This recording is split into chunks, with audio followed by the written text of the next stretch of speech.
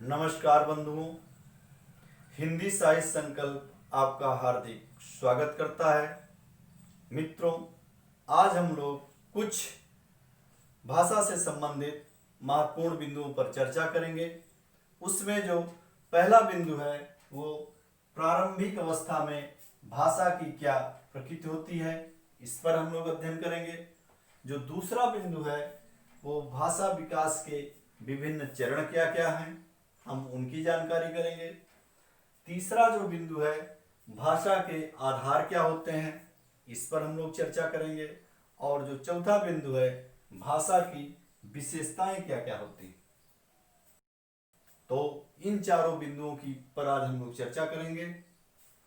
मित्रों, अब हम लोग जो पहला बिंदु है भाषा की प्रारंभिक अवस्था में भाषा की प्रकृति क्या होती है, इस पर हम लोग चर्चा प्रारंभ कर रहे हैं। मित्रों, जैसा कि आप जानते हैं, जब हम किसी भाषा का काल सापेक्ष ऐतिहासिक और तुलनात्मक अध्ययन करते हैं तो हमें उस भाषा की विभिन्न अवस्थाओं की प्रकृति और प्रवृत्ति का पता चलता है और उससे हमें निष्कर्ष निकालते हैं कि प्रारंभिक अवस्था में भाषा की क्या प्रकृति थी और बाद में कैसे कैसे वो प्रकृति परिवर्तित होकर आगे बढ़ी। तो मित्रों, अब हम लोग प्रारंभिक अवस्था में भाषा की प्रकृति को जानेंगे। जैसा कि आप जानते हैं कि भाषा एक संरचनात्मक व्यवस्था होती है। जब हम लोग भाषा की परिभाषा का अध्ययन कर रहे थे तो हम लोगों ने इसकी चर्चा की थी कि भाषा एक संरचनात्मक व्यवस्था है और ये संरचनात्मक व्यवस्था कई स्तरों में विभाजित होती है। इसकी कई इकाइयाँ होती हैं और हर इकाई की संरचना अलग अलग होती है। उन इकाइयों में जैसे ध्वनि, शब्द, रूप, व्याकरण, विषय और वाक्य। तो इन विभिन्न इकाइयों के आधार पर हम किसी भाषा की प्रकृति और प्रवृत्ति का अनुमान लगाते हैं। तो मित्रों, जैसा कि आप जानते हैं, भाषा के संबंध में एक अवधारणा प्रचलित है कि भाषा कठिनता से सरलता की तरफ गमन करती, अर्थात भाषा का जो प्रारंभिक स्वरूप होता है वो कठिन होता है और जो उसका वर्तमान में विकसित स्वरूप होता है वो अपेक्षाकृत सरल होता है। इस कठिनता के पीछे क्या कारण है, जब हम इसका अध्ययन करते हैं तो ये जानकारी होती है कि प्रारंभिक अवस्था में भाषा में प्रयुक्त होने वाली जो ध्वनियाँ हैं वो ध्वनियाँ काफ़ी कठिन होती हैं और उसकी ध्वनियों की कठिनता का कारण ये है कि वो ध्वनियाँ या तो संयुक्त होती हैं या क्लिक ध्वनियाँ या द्वित्व होती हैं और इन्हीं ध्वनियों की उस प्रारंभिक अवस्था में भाषा में प्रधानता होती है, जिसके कारण उससे निर्मित शब्दों का उच्चारण भी काफ़ी कठिन होता है, अर्थात भाषा कठिन हो जाती है। तो भाषा की जो दूसरी इकाई है जिसको हम लोग शब्द के नाम से जानते हैं, यदि हम शब्दों के आधार पर किसी भाषा की प्रारंभिक अवस्था की प्रकृति का अध्ययन करें तो हमें ये मिलता है कि प्रारंभिक भाषा में जो शब्द प्रयोग किए जाते हैं वो शब्द काफ़ी बड़े बड़े और उच्चारण की दृष्टि से कठिन होते हैं,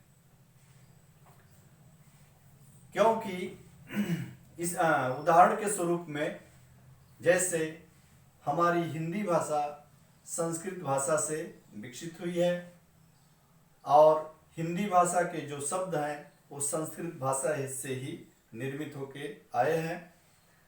तो अगर हम संस्कृत भाषा के शब्दों का अध्ययन करें जो कि भाषा के प्रारंभिक अवस्था की संरचना है तो हम देखते हैं कि संस्कृत भाषा में जो शब्द निर्मित हैं वो शब्द काफ़ी बड़े बड़े और उच्चारण की दृष्टि से कठिन होते हैं और इसके साथ साथ शब्दों में संगीतात्मक स्वराघात की प्रधानता होती है और संगीतात्मक स्वराघात के कारण शब्दों में जो वर्ण होते हैं सब एक दूसरे से गुथे होते हैं। इसी के कारण उच्चारण की दृष्टि से काफी कठिन होते हैं। मित्रों, भाषा की जो तीसरी इकाई है जिसको हम पद या रूप रचना के नाम से जानते हैं, और व्याकरण भी उसी पर आधारित होता है। अगर हम इस दृष्टि से या व्याकरण की दृष्टि से किसी भाषा के प्रारंभिक अवस्था का अध्ययन करते हैं तो हम पाते हैं कि प्रारंभिक अवस्था में भाषा में जो शब्द प्रचलित हैं उनके अनेक रूप मिलते हैं। उदाहरण स्वरूप जैसे हम संस्कृत भाषा में अगर कोई संज्ञा शब्द को लेते हैं तो एक संज्ञा शब्द के कम से कम 24 रूप प्रचलित हैं। इस तरह से रूपों की अनेकता प्रारंभिक भाषा की प्रवृत्ति होती है। इसके साथ साथ व्याकरण के स्तर पर यदि हम प्रारंभिक भाषा के स्वरूप और प्रकृति का अध्ययन करें तो हमें ये मिलता है कि प्रारंभिक अवस्था में भाषा व्याकरण की कोई संरचना नहीं होती। यदि थोड़ी बहुत संरचना होती भी है तो वो नियम के अंतर्गत जो है या पूर्ण नियम पर आधारित नहीं होती, अर्थात जो नियम भी बनता है उस नियम के अनेकों अपवाद होते हैं। इस तरह से हम कह सकते हैं कि प्रारंभिक भाषा का जो व्याकरण होता है वो अपूर्ण और अव्यवस्थित होता है और उसमें अपवादों की संख्या बहुत होती है। इसी के साथ साथ प्रारंभिक भाषा में व्याकरण के स्तर पर एक और बिंदु है, जैसे कि ये माना जाता है कि प्रारंभिक अवस्था की जो भाषा होती है वो संश्लेषात्मक होती है। इसका तात्पर्य यह है कि प्रारंभिक अवस्था की भाषा में सहायक क्रिया और परसर्ग का प्रयोग नहीं किया जाता था और इसी कारण भाषा जो है संयोगात्मक थी, संश्लेषणात्मक थी।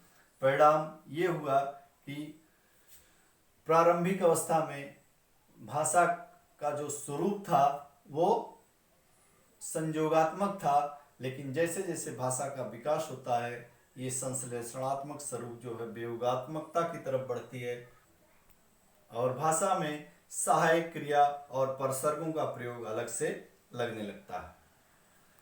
तो यदि प्रारंभिक भाषा के शब्द भंडार का हम अध्ययन करें तो हम पाते हैं कि जो प्रारंभिक भाषा में जो शब्द भंडार या जिन शब्दों का प्रयोग होता है उन शब्दों की अभिव्यंजना शक्ति काफी कम होती है और उनसे जो अर्थ प्रकट होता है वो अर्थ काफी स्थूल और विशेष होता है।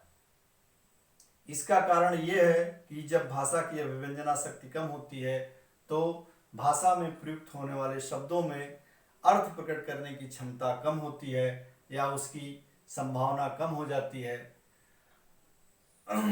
और जो शब्द प्रयोग होते हैं वो सूक्ष्म और विशेष अधिक होते हैं।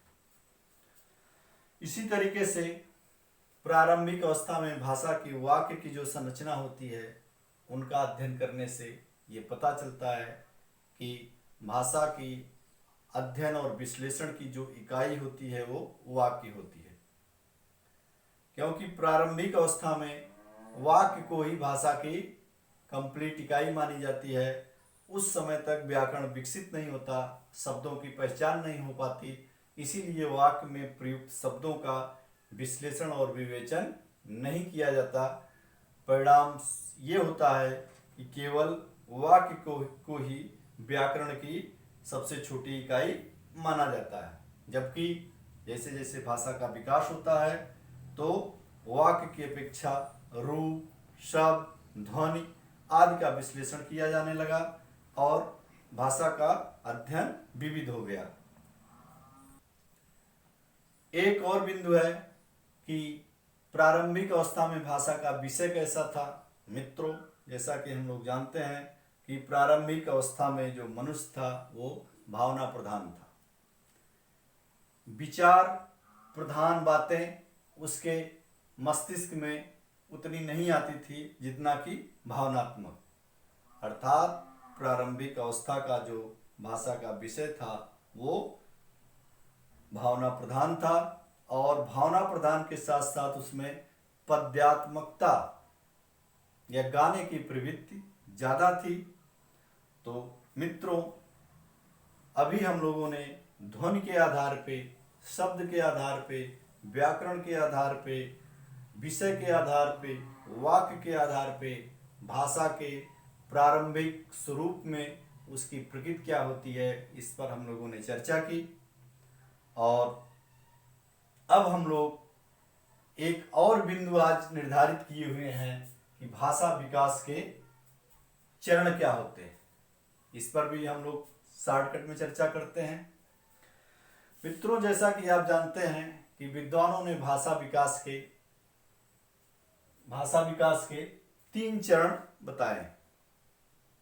पहला जो चरण होता है वो आंगिक चरण होता है, और इस चरण में भाषा मनुष्य अपने अंगों के द्वारा या संकेतात्मक रूप से प्रकट करता है।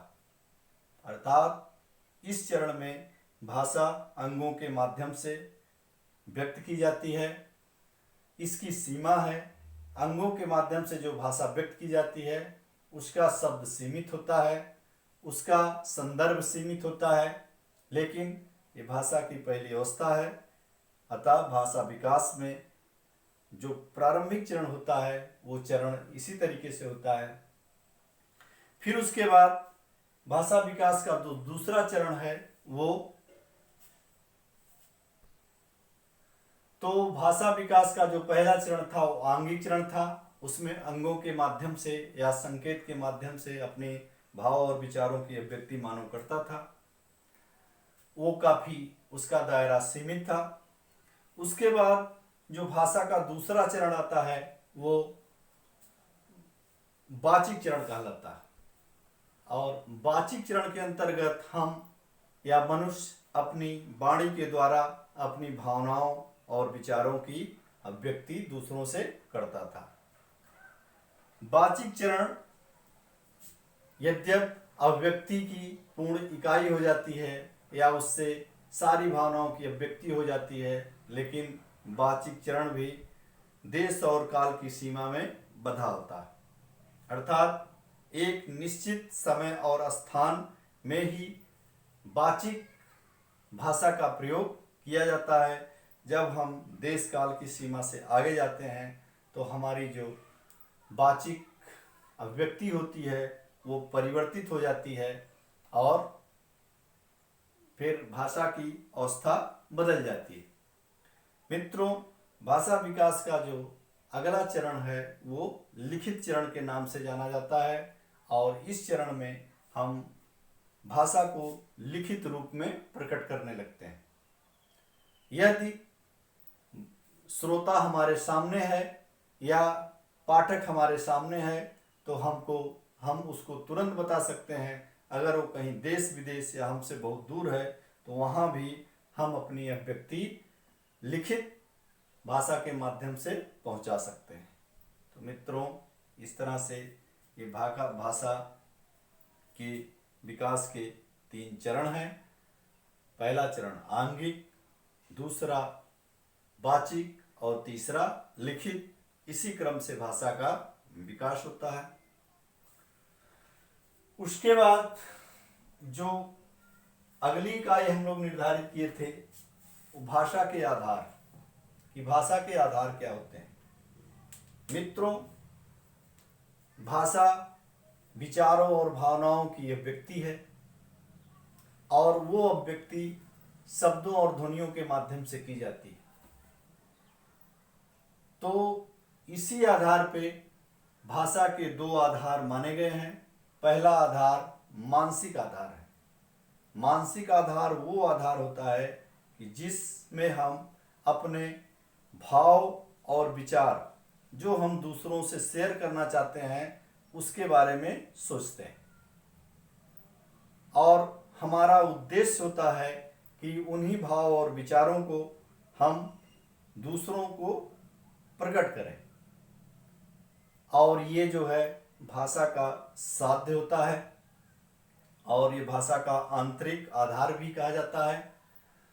भाषा का जो दूसरा आधार है वो भौतिक आधार है, और भौतिक आधार में जो भाव और विचार हैं जिसको आपने मानसिक आधार पर दूसरों से व्यक्त करने का प्रयास करना चाहते हैं, उन भाव और विचारों को किस माध्यम से आप प्रस्तुत करते हैं। जैसे आपके मन के भाव और विचारों को व्यक्त करने के लिए ध्वनियों की आवश्यकता है, शब्दों की आवश्यकता है, वाक्यों की आवश्यकता है। तो ये ध्वनि, शब्द, जो वाक्य होते हैं ये भौतिक साधन होते हैं या भौतिक आधार होते हैं, और भौतिक आधार जो होता है ये साधन कहलाता है। ये साध्य नहीं बल्कि साधन है। और जब हम मानसिक और भौतिक आधार को मिला देते हैं, अर्थात हमारे भाव और विचार और उनको अभिव्यक्त करने के साधन ध्वनि, शब्द और वाक्य आपस में मिल जाते हैं, तब हमारी भाषा जो है पूर्ण इकाई के रूप में बन जाती है। तो मित्रों, इस तरह से भाषा के दो आधार माने गए हैं, एक मानसिक और एक भौतिक। एक और छोटा सा बिंदु हमारे आज के लेक्चर में निर्धारित था कि भाषा की विशेषताएं क्या क्या है। थोड़ी सी चर्चा तो हम लोग इस पर भी कर लेते हैं। भाषा की अनेक विशेषताएं बताई जाती हैं। उन विशेषताओं में जो सबसे पहली और मुख्य विशेषता है वो ये मानी जाती है कि भाषा की विशेषता के संदर्भ में जो उसकी पहली विशेषता है वो ये बताई जाती है कि भाषा पैतृक संपत्ति नहीं, अर्थात आप अपने पूर्वजों से या माता पिता से भाषा को प्राप्त नहीं कर सकते। जैसे पैतृक संपत्ति जन्मजात मानी जाती है, इसका तात्पर्य जन्मजात से होता है कि अगर आपके माता पिता अंग्रेजी बोलते हैं तो बच्चा भी अंग्रेजी बोलेगा। इस तरह की स्थिति जो है या जो सोच है ये पैतृक संपत्ति की तरफ संकेत करता है। लेकिन मित्रों, ऐसा नहीं है। भाषा के संदर्भ में अगर माता पिता अंग्रेजी बोलते हैं और आप अपने बच्चे को जब वो पैदा होता है तो ले जाके उसको अगर चीन में भेज दीजिए या चीन में कर दीजिए तो आपका बच्चा चीनी बोलेगा, वो अंग्रेजी नहीं बोल पाएगा। इससे ये सिद्ध होता है कि भाषा पैतृक संपत्ति नहीं है। अगर पैतृक संपत्ति होती तो आपका बच्चा कहीं भी जाता वो भी अंग्रेजी ही बोलता। इस तरह से मित्रों हम लोग ये निष्कर्ष निकालते हैं या कहा जाता है कि भाषा पैतृक संपत्ति नहीं।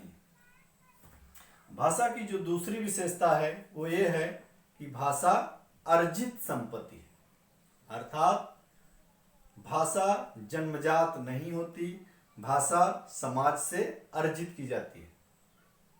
मनुष्य जब समाज के संपर्क में आता है, लोगों के संपर्क में आता है, तो अनुकरण के माध्यम से और समाज में लोगों के संपर्क के माध्यम से वो भाषा को अर्जित करता है और उस अर्जन के परिणाम स्वरूप वो उस भाषा का प्रयोग करता है। अतः भाषा कहीं से आपको,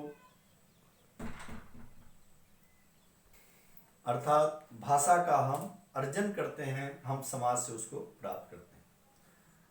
भाषा की जो तीसरी विशेषता है वो ये है कि भाषा सामाजिक वस्तु है, अर्थात भाषा समाज की चीजें हैं, समाज की धरोहर है, समाज के द्वारा निर्मित होती है और समाज के द्वारा सीखी जाती है, और व्यक्तिगत रूप से भाषा का अध्ययन नहीं होता। भाषा की जो अगली विशेषता है कि भाषा अनुकरण द्वारा सीखी जाती है। मित्रों, मनुष्य एक सामाजिक प्राणी है और अनुकरणशीलता मनुष्य की एक स्वाभाविक प्रवृत्ति है। जब उस समाज में जाता है तो लोगों को देखता है और लोगों से तमाम चीज़ों का वो अनुकरण करता है और अनुकरण के माध्यम से उसका वो प्रयोग करने लगता है और वो भाषा उसको प्राप्त हो जाती है। इस तरह से भाषा की जो अगली विशेषता है कि भाषा परिवर्तनशील होती है। ये सही बात है कि भाषा जो है कभी रुकती नहीं है।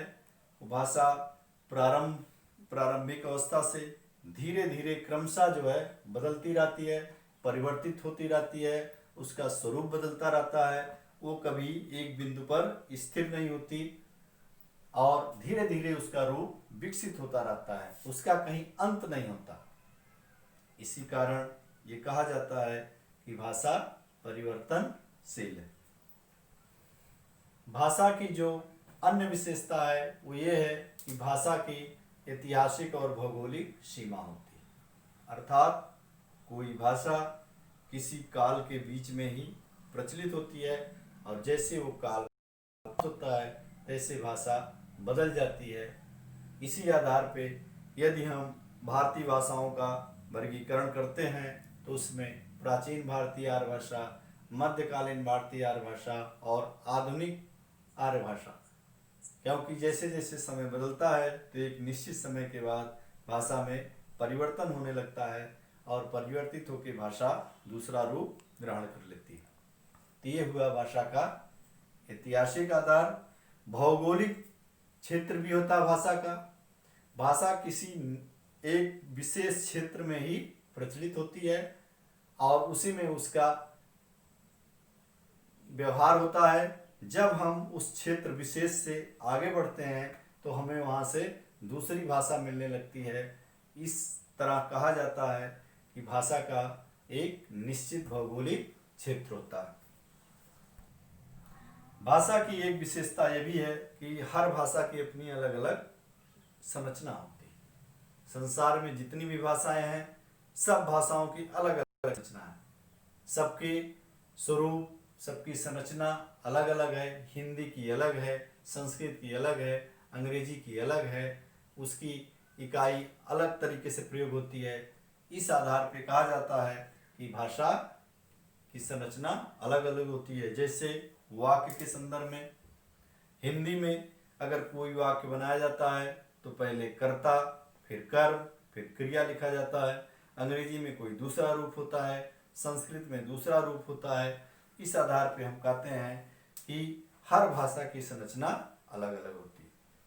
भाषा के संदर्भ मित्रों एक और विशेषता है कि भाषा संयोगात्मकता से वियोगात्मकता की तरफ बढ़ती है, अर्थात जो भाषा का प्रारंभिक स्वरूप होता है वो संश्लिष्ट होता है, संश्लेषणात्मक होता है, परंतु जैसे जैसे भाषा का विकास होता है वो भाषा जो है धीरे धीरे मतलब अलग होने लगती है और उसके अवयव जो है या संबंध तत्व जो हैं उससे अलग हटके प्रयोग होने लगते हैं। तो इस आधार पे ये कहा जाता है कि भाषा संयोगात्मकता से वियोगात्मकता की तरफ जाती है। एक और विशेषता भाषा की बताई जाती है कि भाषा स्थूलता से सूक्ष्मता की ओर जाता है, भाषा अप्रौढ़ता से प्रौढ़ता की ओर जाता है। मित्रों, जैसे कोई भाषा होता है तो उसका जो प्रारंभिक स्वरूप होता है, प्रारंभ में जिन शब्दों का प्रयोग होता है उस शब्द जो है स्थूल अर्थ के द्योतक होते हैं, परंतु जैसे जैसे भाषा विकसित होती जाती है वो स्थूल अर्थ के द्योतक शब्द जो है सूक्ष्म अर्थों को प्रदर्शित करने लगते हैं। इस तरह से ये कहा जाता है कि भाषा स्थूलता से सूक्ष्मता की ओर विकसित होती जाती है। एक और पॉइंट कि भाषा अप्रौढ़ता से प्रौढ़ता की तरफ जाती है। अप्रौढ़ भाषा अविकसित भाषा होती है, उसका कोई व्याकरण नहीं होता, कोई रूप नहीं होता, शब्दों का कोई मानकीकरण नहीं होता, लेकिन जैसे जैसे भाषा आगे विकसित होती है वो व्याकरण के नियमों से बंध जाती है, प्रौढ़ हो जाती है और व्याकरण निष्ठ हो जाती है। उसमें उलूल जुलूल शब्दों का प्रयोग नहीं होता, सब कुछ जो है व्याकरण के नियमों पर आधारित हो जाता है और भाषा प्रौढ़ हो जाती है। इस आधार पे कहा जाता है कि भाषा अप्रौढ़ता से प्रौढ़ता की ओर गमन करती है। तो मित्रों, इस तरह से आज हम लोगों ने इन विभिन्न बिंदुओं पर अध्ययन किया और हम आपसे आशा करते हैं कि आप लोग इन बिंदुओं को जाके फिर से पढ़िएगा और जो कुछ आपको समझ में ना आए उसको हमसे पूछिएगा, फिर हम लोग उसकी चर्चा करेंगे। इसके साथ साथ एक और बात आपसे कहनी है कि आप लोग हमारे इस चैनल को लाइक और सब्सक्राइब करते रहिएगा, क्योंकि अगर आप लाइक सब्सक्राइब करते रहेंगे तो हमारा चैनल बढ़ता रहेगा और इसकी संभावनाएं बढ़ती रहेंगी और हमारा विस्तार होगा और आप लोगों को अच्छी से अच्छी अध्ययन सामग्री प्रस्तुत कराई जाएगी। इन्हीं बातों के साथ आज हम अपनी वाणी को विराम देते हैं। धन्यवाद।